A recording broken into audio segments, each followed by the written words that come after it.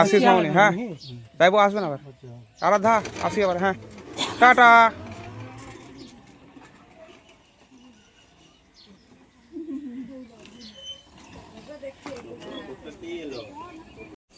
মা বিটু চলে গেল, দুদিন ছিল বেশ ভালো লাগছিল, মন খারাপ খারাপ লাগছে। হ্যাঁ কদিন ভালো লাগছিল বলো। সকাল সকাল দিদিরা চলে গেল বাড়ি। কয়েকদিন দিদিরা ছিল, বেশ ভালো লাগছিল। দেখো বাড়িতে আত্মীয় স্বজন এলে মনটা ভালো লাগে, আর মানে আনন্দ করতে করতে কথাবার্তায় কখন কখন দিনগুলো পেরিয়ে যায় বুঝতেই পারা যায় না। তো যাই হোক বন্ধুরা, শুভ সকাল। আশা করছি তোমরা যে যেখানে আছো সকলে ভালো আছো, সুস্থ আছো। বীরভূম জেলার ছোট্ট একটি গ্রাম থেকে আমি দৈবকী তোমাদের সকলকে জানাই আমার ব্লগ চ্যানেলে অনেক অনেক স্বাগত আর আমার অনেক অনেক ভালোবাসা। তো দিদিরা গেল সকাল থেকে, তো সেই জন্য বিছানাটা আর কি গোছানো হয়নি, ওইদিকে আর কি ছিলাম, কি নেবে না নেবে সব ঠিকঠাক করে নিল নাকি ওই দিকটা আর কি দেখাশোনা করছিলাম, বাইরের দিকে ছিলাম। তো ওরা চলে গেল, তারপরে ভাবলাম চলো বিছানাটা আমি গুছিয়ে নিই। বিছানাটা রুদ্রর বাবাই বেশিরভাগ গোছায়, আর রুদ্রর বাবাই আর কি মশারিটা রাত্রেবেলায় টানায়। তো মশারিটা ও প্রথমে আর কি খুলে দিয়েছিল, শুধু আর কি গোছাতে ছিল, তাই দেখো আমি বিছানাটা গুছিয়ে নিলাম। আর এই যে সাদা চাদরটা এখন পেতে দেওয়া হয়েছে, কারণ খুব গরম জানো তো, আর এই চাদরটায় শুয়ে না বেশ আরাম লাগে। রঙটা একটু চলে গেছে, কেমন সাদা সাদা হয়ে গেছে চটা চটা, তবুও এই বিছানার চাদরটাতে শুয়ে না বেশ আরাম লাগছে। তো যাই হোক বালিশগুলো দেখো এদিকে রাখলাম, তো তারপরে এই যে সুন্দর করে একটু ঝেড়ে নিলাম, তারপরে যে বালিশগুলো নিচে রেখেছিলাম সেগুলো এখন গুছিয়ে রেখে দেব। দুদিন হলো পেঁয়াজগুলো তুলে নিয়ে আসা হয়েছে, তবে ওই যে দুদিন রোদে দেয়া হয়েছিল, কি জানো তো পেঁয়াজের গাছগুলো না একটু একটু কাঁচা হয়ে আছে। আর কাঁচা না থাকলেও মানে পেঁয়াজ তোলার পর দুদিন আর কি রোদে রাখতে হয়, সবাই রাখে। আর এবছর না আমাদের গাছগুলো একটু বেশিই কাঁচা হয়েছিল, তো সেই জন্য দুদিন রোদে দেয়া হলো। তারপরে দেখো আজকে আর কি তোলা হচ্ছে। ওই যে উনুন শালটা আছে, উনুন শালের ওপরে যে আর কি বাঁশের মাচাটা করা হয়েছে ওখানে আর কি তুলে রাখা হবে। তো এদিকে বাবা রুদ্র বাবা পেঁয়াজগুলো বাছছিল, তো আমি বসেই ছিলাম, তারপরে ভাবলাম আমিও একটু বসি, ওদের সঙ্গে হাতে হাতে কাজ করি টুকটুক করে। তো ছায়াই হয়ে আছে এখন যে দিকটায় বসে আছি, তো বসে বসে দেখো পেঁয়াজ বাছছি। আর ওদিকে রুদ্র বাবা তুলতে শুরু করলো, আর বাবা আমি দেখো বেছে নিচ্ছি। যেগুলো একটু কাটা আছে, তারপরে খুবই ছোট ছোট আছে, ওগুলো ওই যে ঝুড়িটার মধ্যে রাখছি, আর যেগুলো ভালো পেঁয়াজ সেগুলো বস্তার মধ্যে রেখে দিচ্ছি। আর যেগুলো ওই যে পেঁয়াজ কলি হয়েছিল সেগুলো তো খারাপ হয়ে যায়, ওগুলোও বেছে বেছে রাখতে হচ্ছে। ওই পেঁয়াজগুলো তাড়াতাড়ি খেয়ে নিতে হবে জানো তো, নইলে ওই পেঁয়াজগুলো বেশি দিন থাকবে না। তো যাই হোক অল্প অল্প করে দিচ্ছি, কারণ পেঁয়াজ তো অনেক ভারী জিনিস, বেশি নিলে কিন্তু নিয়ে যেতে পারবে না। তো অল্প অল্প করে দেয়া হচ্ছে, আর রুদ্র বাবা গিয়ে ওপরে আর কি ঢেলে রেখে দিয়ে আসছে। বেশ অনেক কয়েকদিন থেকে বাড়িতে জামা কাপড়গুলো কাচবো কাচবো করে কাচাই হয় না, আমি তো কাচতে পারছি না। ওইদিকে বড় দিদি একদিন কেচে দিয়েছিল, রুদ্র অনেকগুলো জামা কাপড় ছিল সেগুলো কেচে দিয়েছিল, বিছানার চাদর বালিশের কভার ওগুলো দিদি একদিন কেচে দিয়েছিল। তবে ওই যে রুদ্রর বাবার যেন তো অনেকগুলো জামা প্যান্ট জড়ো হয়েছিল, ওই যে বের করেছে পরেছে, তারপরে ওই যে পুজো দিতে গেল, তারপরে ডাক্তার দেখাতে যাচ্ছিল আসছিল, মানে ওর জামা প্যান্টগুলো না একটাও কাচা হচ্ছিল না। রুদ্র ছোট আর কি বাচ্চা, তো ওর তো লাগবেই, তো সেই জন্য ওরগুলো কাচতেই হবে বলে কাচা হচ্ছিল। তো আমি রুদ্র বাবাকে বললাম আজকে কি তুমি তোমার জামা প্যান্টগুলো কাচবে, বেশ ভালো রোদ করেছে, যদি কাচো তাহলে আমি ভিজিয়ে দিই। তো বললো ঠিক আছে হ্যাঁ কেচে দেবো। তো সেই কারণে ও জামা কাপড়গুলো আমি ভিজিয়ে দিয়েছিলাম, ও দেখো কেচে দিয়েছে, ওই কাচলো, ঘরের কলে জল এলো তারপরে কেচে দিয়েছিল। আর এই যে আমার চাদরটা বেশ অনেক দিন থেকে বাইরেই রয়েছে, ওই যে কয়েকদিন আগে বৃষ্টি হলো তখন বেশ ঠান্ডা লাগছিল, তখন মশারির ওপরে এই চাদরটা দিচ্ছিলাম, ওই যে রুদ্র ঢাকা নিতে চায় না, তো দেয়া হচ্ছিল। এখন তো বেশ ভালোই গরম পড়ে গিয়েছে, ভাবলাম চাদরটা আর দরকার নেই, তাহলে চাদরটা কেচে ভরে রাখবো। তো সেই জন্য চাদরটা একটু সার্পে দিয়েছিলাম। আর ছিল ওই যে রুদ্র স্কুল ড্রেসগুলো, এই সবই আজকে ছিল কাচাকুচি, তো রুদ্র বাবা কেচে দিয়েছে, আমি সুন্দর করে মেলে দিলাম। জামা কাপড়গুলো মেলে দিয়ে খাওয়া দাওয়া করে নিয়েছি, তারপরে দেখো সবজি পাতিগুলো কাটতে বসলাম। দিদি রান্নাবান্না বসাবে, তাই আমি ভাবলাম সবুজ বাতিগুলো কেটে দিই। তো এদিকে দেখো পটলগুলো নিয়ে এসেছি, ওই যে রুদ্রবাবারা বাজারে গেছিলো পটল নিয়ে এসেছিলো, পটলগুলো কাটবো। আর আলু তো ঢালাই হয়নি, ওই ব্যাগটাতেই ছিল, ব্যাগটা সমেত নিয়ে এসেছি। মানে আলুগুলো ঢালি না জানো তো, যেটা নিয়ে আসা হয় সেটাতেই আর কি রাখা থাকে। তো নিয়ে এলাম, যতটা লাগবে ততটা কেটে নেব। আর এদিকে পাট শাকগুলো কেটে নিচ্ছি। আর কি হয়েছে জানো, তোমরা তো দেখলে কালকে দিদি আমি বিকেলবেলা গেছিলাম পাট শাক তুলতে। তো দিদি তো পাট শাক নিল, দিদির দুই যাকে দেওয়ার জন্য, দিদিদের জন্য নিল, নিয়ে যাবে বলে। ওদের এইদিকে এই পাট শাকটা পাওয়া যায় না বলে তুলেছিল। তারপরে মানে এনে ফ্রিজের মধ্যে ভরে রেখেছে, মানে নিয়ে যেতে ভুলে গেছে। আমি সকালবেলায় ভাবছিলাম যে আমরা যেটা নিয়েছিলাম বাড়িতে রান্না করব বলে, সেটাও হয়তো দিদি নিয়ে চলে গেছে। পরে আবার আমি ফ্রিজ খুলে দেখছি যে ওদেরটাও নিয়ে যায়নি, আমাদেরটাও নিয়ে যায়নি, মানে একটা প্যাকেটের মধ্যেই ছিল। মানে দেখো কত আশা করে পাট শাকগুলো তুললো যে জায়েদেরকে খাওয়াবে, নিজেরা খাবে, মানে পাট শাকগুলো নিয়ে যেতে ভুলেই গেল। তো যাই হোক, কী আর করা যাবে, 2-3 দিনে আমাদেরকে খেতে হবে। আর এই যে অনেক দিন পর আজকে হবে পটলের তরকারি। তো পটলগুলো এখন কেটে নিচ্ছি। এইমাত্র মা স্নান করলো, মুড়ি টুড়ি দিল আর কি দিদি। তো তারপরে মাকে স্নান করিয়ে দিল, দিয়ে দিদি গেল উনুন ধরাতে। মাকে আজকে মাথায় স্নান করিয়ে দিয়েছে। মা আপনার চুলগুলো সামনে তো অনেক পেকে গেছে, কালার করতে হবে। মায়ের চুল কদিন অন্তর অন্তরে সাদা হয়ে যায়, একটু কালো করে দিতে হবে, দেখতে খারাপ লাগছে বলো। আর এই যে মা নাইটিটা পরে আছে দেখছো, নতুন নাইটি, এটা দিদি নিয়ে এসেছিলো, বড় দিদি আসার সময়। তো দিদি পয়লা বৈশাখের জন্য নিয়ে এসেছিল, এবার নিয়ে এসে আবার তারপরে দিদি স্নান করিয়ে দিয়েছিলো, দিদি আর কি পরিয়ে দিয়েছে। পয়লা বৈশাখের জন্য নিয়ে এসেছি, এখন থেকেই পড়ুক। তখন থেকে দিদি স্নান করিয়ে দিয়েছিল, সেই দিন থেকেই মা পড়ছে না। এইরকম নাইটি মায়ের একটা ছিল বলো, কমলা রঙের, এরকমই ধরনেরই, একদম এরকমই কালার, এরকমই ছোট ছোট ফুল ছিল। মনে হচ্ছে যেন ওই নাইটিটাই পরে আছে। কত ভিডিও আছে ওই নাইটিটা পরে। তো যাই হোক, চলো আমি স্নান করিনি, আমি স্নান করবো, ওষুধ খেলাম এইমাত্র, ওষুধ খেয়ে একটু বসবো, তারপর স্নান করবো। এই যে দেখো এইদিকে দিদি রান্নাবান্না বসিয়ে দিয়েছে। আর এই যে ঝুড়িতে পেঁয়াজ দেখছো, তো সকালবেলায় তো পেঁয়াজ বাছছিলাম আমি, রুদ্র বাবা। আর এই যে অনেক ছোট ছোট পেঁয়াজ দেখো এখানে, এক যে ঝুড়ি দেখছো, বড় ঝুড়ি নয় এটাকে আমরা, মানে বিশাল বড় ঝুড়ি আর কি। তো ছোট ছোট অনেক পেঁয়াজ আছে, যেগুলো একদমই মোটায়নি, তারপরে যেগুলো একটু কাটা গেছে, তো সেই সমস্ত পেঁয়াজগুলো এখানে রাখা হয়েছে। এগুলো এখন খেয়ে নিতে হবে। আর এত ছোট পেঁয়াজ যদি মানে ওই মোটা পেঁয়াজের সঙ্গে রাখা হয়, মানে যত দিন যাবে এগুলো ছোট মানে শুকিয়ে যাবে, কোন দিকে ঢুকে যাবে দেখতে পাওয়া যাবে না, দিয়ে আর কি খাওয়া হবে না। সেই জন্য ছোটোগুলো উপরে তোলা হয়নি, নিচে রাখা হয়েছে। আর এই যে আমাদের গাছে টমেটো যা ছিল শেষমেশ নিয়ে আসা হয়েছে, সব কিছু তুলে আর তো নেই গাছে। তো মানে ঝুড়িটা এখন এখানেই থাকবে পেঁয়াজের, এখান থেকে নেওয়া হবে আর রান্না করা হবে। আর দিদি আজকে রান্না করছে। এদিকে দেখো পটল আলু মাছের ঝোল হবে। তো আলুটা দেখো তেল দিয়ে ভেজে নিয়েছে, পটলটা ভেজে নিয়েছে। আর এখানে মাছ দেখছো, কালকে দিদি মাছ বাছছিল, তোমরা দেখেছো। তো সেই মাছগুলো তো কালকে রান্না করা হয়নি, টক করা হয়েছিল শুধু মাছের অল্প করে, আর মাছ রেখে দেওয়া হয়েছিল কারণ চিকেন হয়েছিল। আর এখানে টমেটোর চাটনি হবে, আর আলু সিদ্ধ, পাট শাক হয়ে গেছে নাকি গো? পাট শাক হয়ে গেছে, এদিকে ভাত হচ্ছে।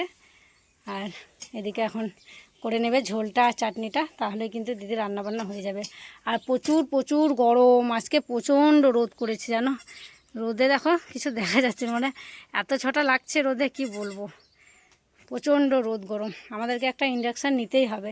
ইন্ডাকশান নিলে কি হবে বলো তো, দিদি যখন স্কুলে যাবে আর কয়েকদিন পর, তখন আমারও ঘরে টুকটুক করে একবেলার মতো রান্নাটা করা যাবে। এই রোদে গরমে এসে তো এখন আমি করতে পারবো না। আগে করেছি, যাওয়া আসা করেছি, রোদে অনেকক্ষণ ধরে রান্নাবান্না করেছি, এখন তো শরীরটা দুর্বল, পারবো না। তো রুদ্র বাবা বলছিল একটা ইন্ডাকশান নিতে হবে, নিলে আর কি সুবিধা হবে। তো যাই হোক চলো, দিদি এদিকে রান্নাবান্না করে নিক। আর আমি এখন গা ধোবো, গা ধুইনি, কালকে স্নান করেছিলাম। এই দেখো আমার জল রোদে দেওয়া আছে, ডাক্তারে বলেছে যে একটু উষ্ণ গরম জলে স্নান করতে। তো জলটা আমার মনে হচ্ছে বেশি গরম হয়ে গেছে, এত রোদের তাপ। তো যাই হোক চলো গাটা ধুয়ে নিই। 1 সপ্তাহ থেকে ওষুধ খাওয়া হচ্ছে। তো 1 সপ্তাহে একটা আলাদা পাতার ওষুধ খেলাম, আর আজকে থেকে একটা আলাদা পাতার ওষুধ খাচ্ছি। মানে একই নাম, তবে পাতার কালারটা একটু আলাদা। তো ওষুধটা হয়তো একটু ডিফারেন্স থাকতে পারে হয়তো।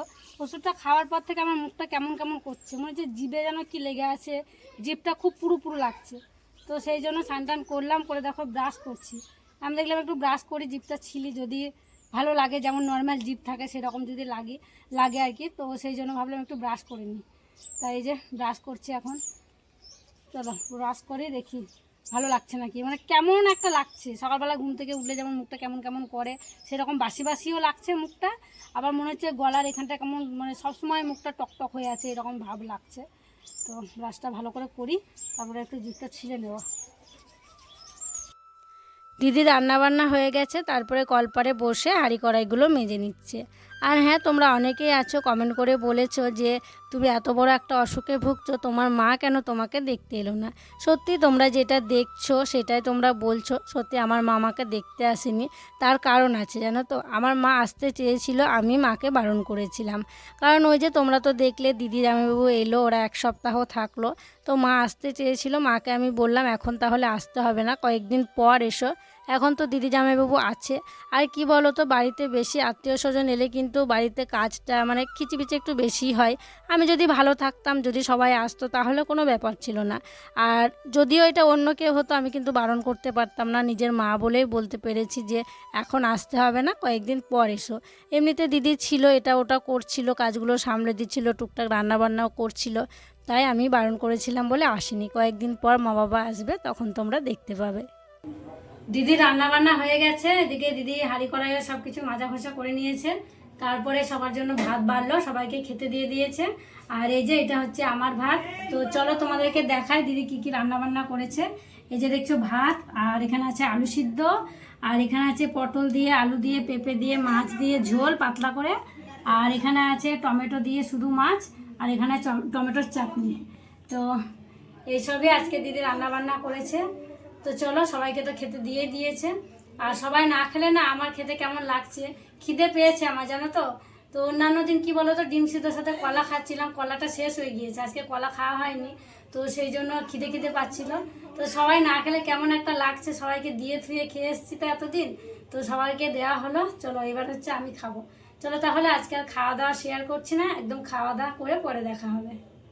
খাওয়া দাওয়া করে একটু ঘুমিয়েছিলাম, আর এত পরিমাণে গরম, মানে কি বলবো, মানে টেকা যাচ্ছে না একদম নিচে, মানে আমাদের রুমগুলোতে একদম টেকা যাচ্ছে না, ছাদ গরম হয়ে যাচ্ছে।